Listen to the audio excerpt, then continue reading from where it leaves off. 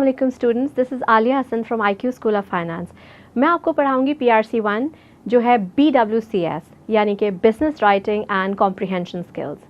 ये कोर्स बहुत ज़्यादा लेंदी नहीं है आपके दूसरे PRC कोर्सेज़ की तरह, लेकिन ये बहुत ही इम्पॉर्टेंट कोर्स है। यूजुअली स्टूडेंट्स इसको बहुत ज़्यादा प्रेशराइजिंग और बर्डनसम समझते हैं, लेकिन ये ऐसा बिल्कुल भी नहीं है। बस इसमें आपको थोड़ी सी प्रैक्टिस की ज़रूरत है and everything will be very easy. इसका जो पेपर आता है वो सबसे ज़्यादा शॉर्ट पेपर है, which is like just 2 hours and you have to do 5 questions in all. वो 5 questions जो ज़्यादा लेंदी भी नहीं होते हैं और सबसे ज़्यादा आसानी की बात यह है कि आपको टाइप करने होते हैं। फॉर एग्ज़ाम्पल, आपका पूरा क्वेश्चन पेपर डिजिटलाइज्ड होगा, ठीक है। इसका पहला क्वेश्चन कॉम्प्रिहेंशन स्किल्स का है, जिसका मतलब है कि आपको एक छोटा सा पैसेज दिया जाएगा और उसके साथ ही कुछ आपके क्वेश्चंस आएंगे, जो क्वेश्चन फॉर्मेट आपके MCQs बेस्ड होंगे, ठीक है। इस क्वेश्चन को करने के लिए आपकी रीडिंग स्किल्स बहुत स्ट्रांग होनी चाहिए।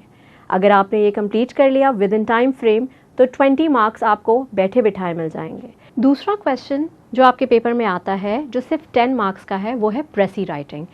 प्रेसी राइटिंग के लिए आपको कुछ भी अलग करने की ज़रूरत नहीं है। अगर आपने समरी राइटिंग को अच्छी तरह से समझा होगा या आपको पता है कि किसी चीज़ का खुलासा कैसे किया जाता है, तो प्रेसी वही है, ठीक है। आपको इसमें सिर्फ इतना करना है कि जो पैसेज आपने अभी कुछ देर पहले कॉम्प्रिहेंशन सॉल्व करने के लिए पढ़ा था, उसी को आप दोबारा रीड करेंगे और उसकी आप एक प्रेसी बनाएंगे, जिसके आपको 10 मार्क्स मिलते हैं। ये कहने को बहुत मुश्किल है क्योंकि प्रेसी एक ऐसा वर्ड है जो हम पहली बार सुन रहे होते हैं PRC में आने के बाद, but believe me this is just a summary and another word for summary. ये आपका दूसरा क्वेश्चन हुआ। इसके बाद आ जाते हैं क्वेश्चन नंबर 3 पे, जो एक और राइटिंग टास्क है, वो है लेटर। लेटर्स भी हमने हमेशा लिखे हैं, बचपन से लिखे हैं और हर तरह के लिखे हैं, फॉर्मल इनफॉर्मल। तो इस पेपर में भी आपको एक फॉर्मल लेटर लिखना होगा जो क्वेश्चन बेस्ड होगा। उस लेटर को लिखने के लिए आपके पास एक क्वेश्चन आएगा जो 20 मार्क्स का होगा और आपको उस पर एक लेटर ड्राफ्ट करना होगा, जिसमें situation, address, sender address, receiver address, सारी चीज़ें आपको दी हुई होंगी। जब आप ये काम कर लेते हैं तो इसी से रिलेटेड एक और फॉर्मल राइटिंग टास्क आता है जो क्वेश्चन नंबर 4 है, that is memo writing. Memo किसी भी फॉर्मल राइटिंग टास्क का एक बहुत ही ज़्यादा कंसाइज फॉर्म है, जिसे हम ईमेल्स भी कह सकते हैं। अगर आपको पता हो कि आजकल की ऑर्गेनाइजेशंस हैंड रिटन मेमोज से ज़्यादा ईमेल्स के थ्रू कॉरस्पॉन्ड करते हैं, तो हम इस क्वेश्चन में मेमो सॉल्व करना सीखेंगे, जो एक और 20 मार्क्स का क्वेश्चन है। अब अगर आप इन सारे मार्क्स को एक्यूमुलेट करें तो अब तक के आपके 70 मार्क्स बन चुके हैं। इसके बाद जो आपके 30 मार्क्स बनते हैं 100 मार्क्स के पेपर को पूरा करने के लिए, वो 30 मार्क्स आपके सबसे ज़्यादा डिफ़िकल्ट, जिसे आप समझते हैं, उस क्वेश्चन के लिए हैं जो टोटली आपकी इमेजिनेशन और आपकी नॉलेज पे बेस करता है, and that's essay writing. Essay writing is not a very difficult task. Believe me, it's the most easiest, because if you have a knowledge of the topic, then you can write anything easily because it's just 150 words. 150 words से एक word भी ऊपर आपसे नहीं मांगा जा रहा है और आपको कोई भी ऐसा डिफ़िकल्ट टॉपिक नहीं दिया जा रहा जिसको करने के लिए आप बहुत ज़्यादा परेशान हो, क्योंकि एग्जामिनर भी जानता है कि आपके पास टोटल 2 hours हैं और आपको ये 5 क्वेश्चंस करने हैं। 150 वर्ड्स के लिए आपको 30 मार्क्स सोचने की ज़रूरत नहीं है, क्योंकि वो डिवाइडेड है। 10 मार्क्स आपको वो प्लानिंग के दे रहा है, जो कि हमारे लिए हर काम करने से पहले ज़रूरी समझी जाती है।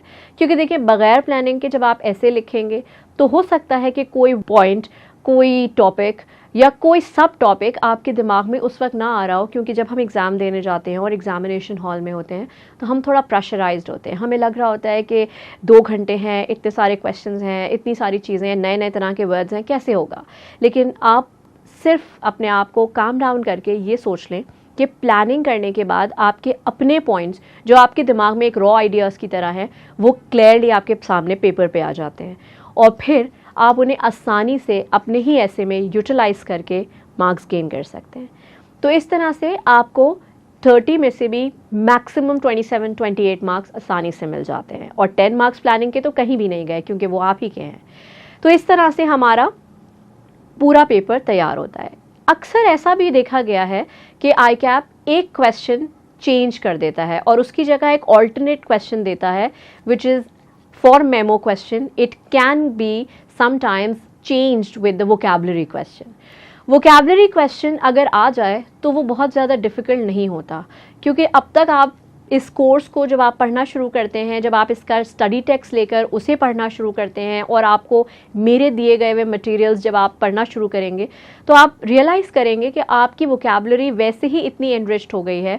अगर आपके सामने लिस्ट ऑफ वर्ड्स आ जाएं after reading all those things which you have studied in your study text in my notes and handouts, then definitely आपके लिए वो लिस्ट ऑफ वर्ड्स इतने ज़्यादा मुश्किल नहीं होंगे और आप उनके मीनिंग्स आसानी से लिख देंगे.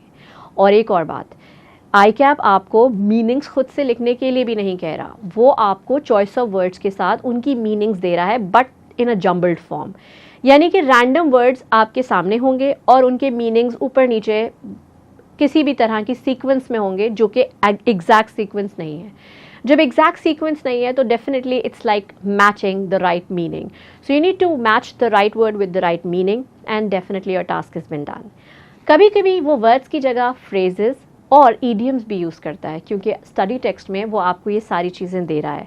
तो मैं अपने हर स्टूडेंट को ये सजेस्ट करूँगी कि वो स्टडी टेक्स्ट के वो सारे ईडियम्स और फ्रेजेस जो लिस्ट ऑफ वोकैबुलरी में दिए गए हैं उन्हें ज़रूर याद करें, क्योंकि ये भी आपके काम आएंगे. और अगर आपकी दफ़ा में पेपर में मेमो की जगह वोकैबुलरी लिस्ट आ गई तो आपको ज़्यादा प्रॉब्लम ना हो और आप ये आसानी से कर लें.